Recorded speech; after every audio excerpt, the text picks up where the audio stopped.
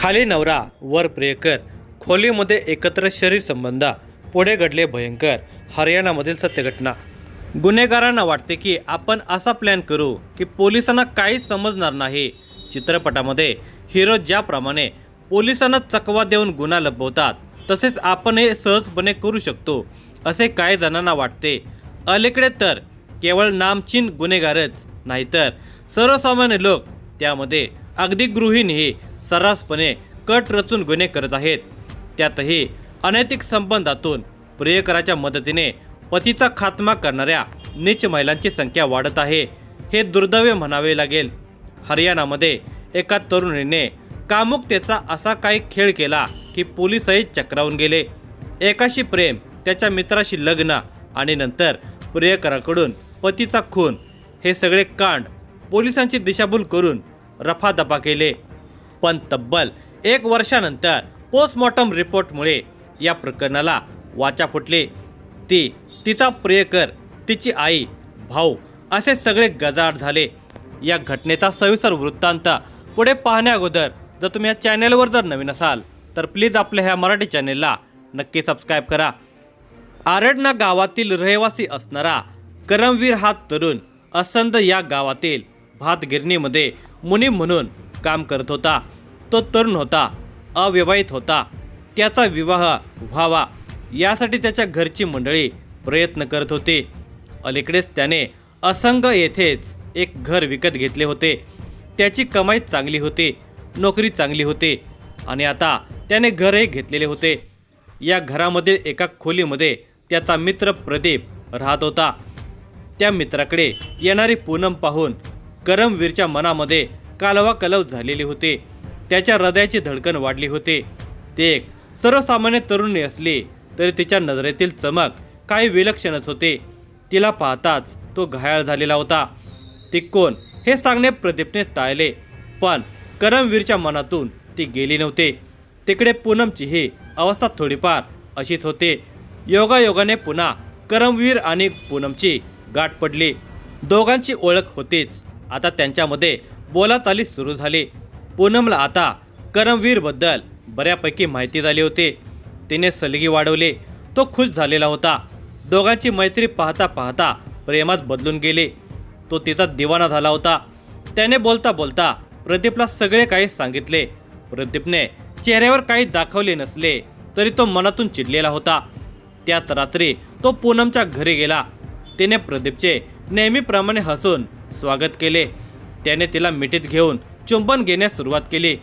ती त्याला प्रतिसाद देत उत्तेजित करू लागली. तसा त्याच्या मनातील राग उफाळून आला. तू माझ्याशी प्रेमाचे चाळे करतेस आणि तिकडे करमवीर सोबतही चाळे करतेस. तुझ्या मनामध्ये तरी काय आहे? त्याचे हे बोलणे ऐकून ती सावध झाली. तिने त्याला स्पष्ट सांगितले, मी करमवीर सोबत लग्न करणार आहे. पूनम, आपले प्रेम आहे ना एकमेकावर? हो आहे, पण त्याच्याकडे घर, नोकरी आहे, पैसा आहे. मला तो आरामात ठेवेल. मग माझे काय? तू आहेसच की, तुलाही मी प्रेम देत राहणार. तू फक्त समजून घे. अगं पण तू त्याची बायको होणार ना? हो रे राजा, पण तुझी प्रेयसी राहणारच की. तू काळजी करू नको. तिचे हे बोलणे त्याला योग्य वाटले नव्हते. तो तिच्याशी वाद घालत होता. अखेर हा वाद तिची आई रोशनीने ऐकलेला होता.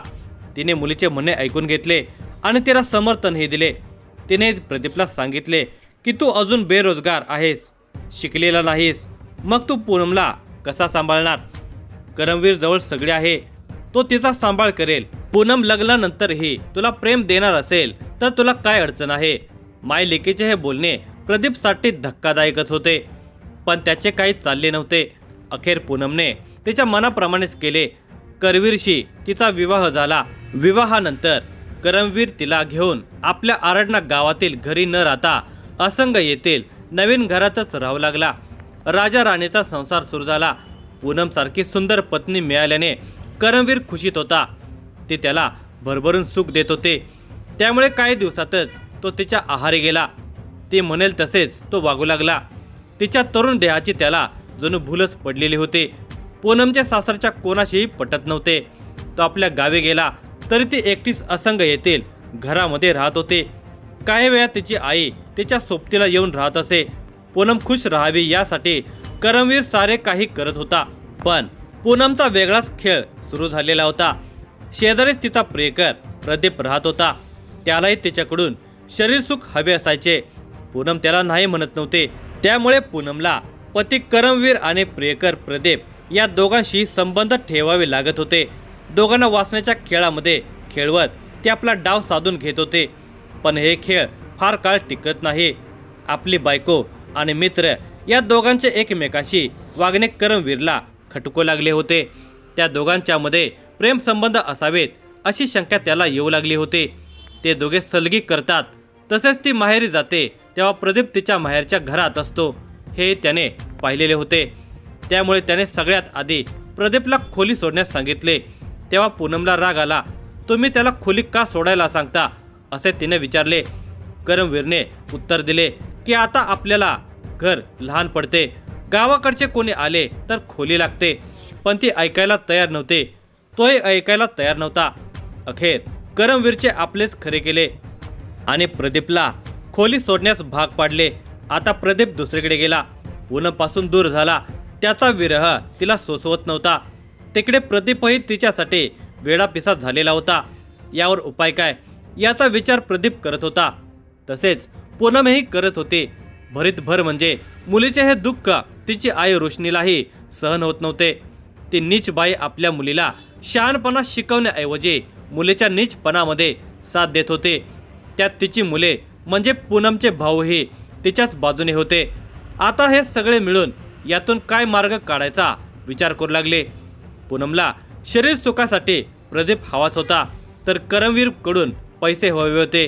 त्यामुळे करमवीर मेला तर त्याची सगळी प्रॉपर्टी तिलाच मिळणार होती. कारण पत्नी म्हणून तिचाच हक्क राहणार होता.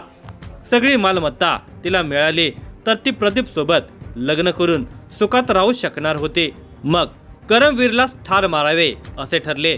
त्यासाठी ती तिचा प्रियकर, तिची आई, भाऊ असे सगळ्यांनी मिळून कारस्थान रचले. त्यानंतर तो दिवस उगवला. 12 सप्टेंबर 2024 रात्री सुखात लोळलेला करमवीर अजून झोपेत होता. सकाळची किरणे पसरू लागलेली होते. पूनमचे साथीदार तिला भेटण्याच्या निमित्ताने आलेले होते. पूनम आणि तिची आई रोशनी घराबाहेर थांबलेल्या होत्या.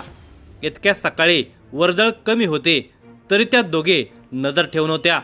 तर प्रदीप, मोहित आणि मुनीश हे घरात शिरले. त्या तिघांनी बेडवर झोपलेला करमवीरला घेरले. त्याला काही कळण्याआधीच बेडशीटचा फास त्याच्या गळ्याभोवती आवळला. ते तिघे आणि तो एकटा. त्यामुळे त्याचे काहीच चालले नव्हते. काही वेळातच श्वास गुदमरून करमवीरचा जीव गेला. त्याला बेडवर व्यवस्थित झोपून ते तिघांनी इशारा केला. पूनम आणि तिची आई रोशनी घरात आल्या. पूनमने सगळा अंदाज घेतला. त्यानंतर करमवीरचा भाऊ संजय याला फोन केला. त्याने सांगितले की करमवीर काहीच बोलत नाही. तो निश्चित पडलेला आहे. आपला भाऊ निश्चित पडला आहे याचा अर्थ काय या विचाराने संजय आणि त्याचा चुलत भाव घटनास्थळी पोहोचले. तेव्हा करमवीर मृत अवस्थेमध्ये पडलेला दिसून आला.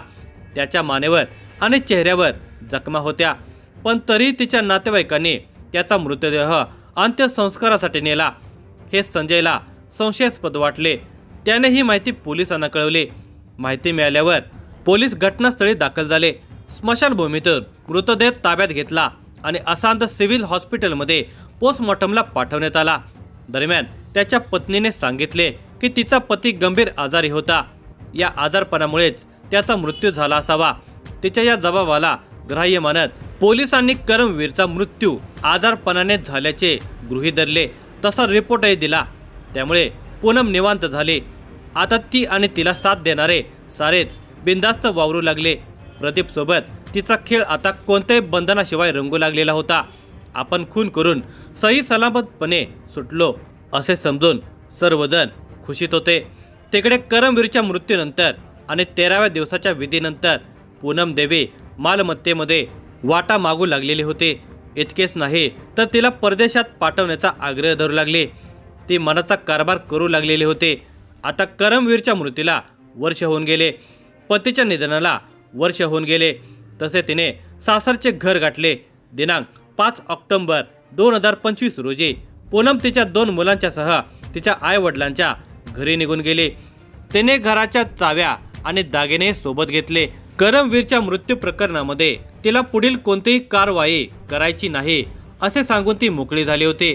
पूनमच्या जबाबाच्या आधारे पोलिसांनी सुरुवातीलाच आजारपणामुळे करमवीरचा मृत्यू झाल्याचे घोषित केले होते. आता तिनेच चौकशी करण्यास इच्छुक नसल्याचे सांगितल्याने पोलिसांनी ही फाईल बंद करण्याचा निर्णय घेतला. कारण कोणाची तक्रार नसेल तर त्यात काहीच नसणार असा पोलिसांचा समज झालेला असण्याची शक्यता आहे. पण करमवीरचा भाऊ संजयने कर्नालच्या पोलीस अधीक्षकांकडे तक्रार दाखल केली.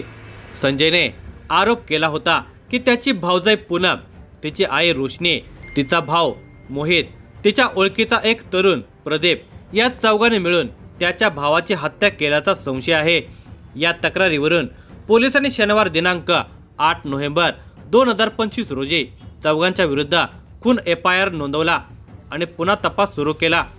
त्या दिवशी आलेल्या वैद्यकीय अहवालामध्ये मृत्यूचे कारण गळा दाबून मारल्याचे स्पष्टपणे नमूद केले होते. आता आकस्मिक मृत्यूला हत्येचे कलम लावण्यात आले.